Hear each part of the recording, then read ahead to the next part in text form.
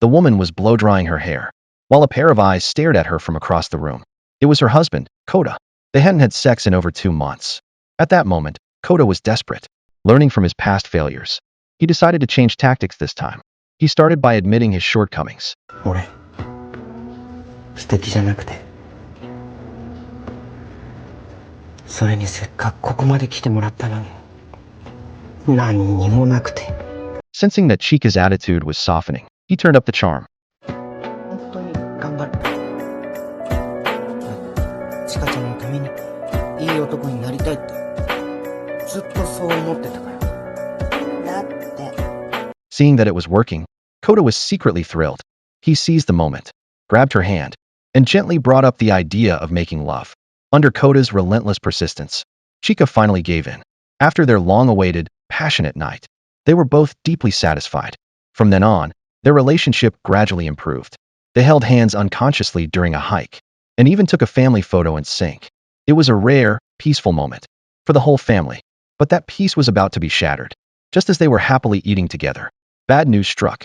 The boss called to say the film adaptation of Kota's script was rejected by the original author. Hearing this, Chika completely broke down in tears.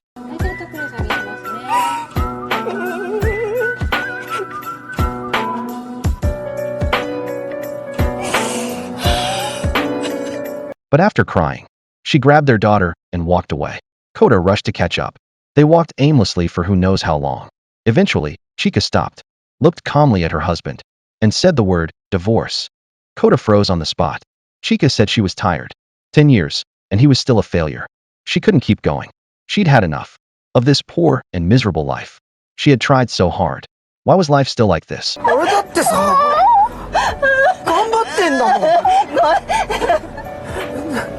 でも、うまくいかないんだもん。どうしたらいいかわかんないよ。Watching his wife sob in despair, Kota bent down to comfort her. But Chika kept pushing him away, yelling that he was useless, unable to even protect his wife and daughter.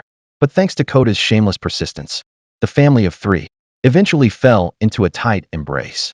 In the end, Kota was once again writing a script. As he looked at the bright red underwear on his wife, he was overwhelmed with emotion. After all, Chika had worn that underwear hoping it would bring him luck. Who would have thought?